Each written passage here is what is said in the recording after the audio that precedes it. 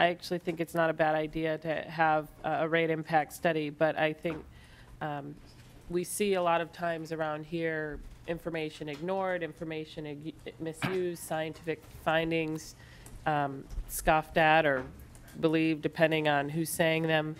And so I would hope the author would be open to making it a little more prescriptive in terms of making it consistent, making it more than a narrow view of it. You know, for example, you've got a nuclear power plant that's been running for 20 years or 30 years, and you're putting in new capital for new wind energy.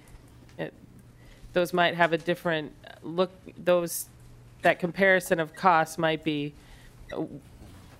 different than if you're looking at putting in a new nuclear power plant versus putting in new wind generation. And so I think they're important. And there's the long term, you know, increasing cost of fuel costs, for example, coal costs versus wind, which won't have a cost long term.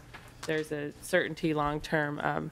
So I would hope the author would be interested in making this a little more clear to get the best information, the most useful information. We will try to make it as conclusive and as, you know, looking back, you know, on some of the costs that have already been incurred and the new ones too. So we want to compare apples to apples as much as possible.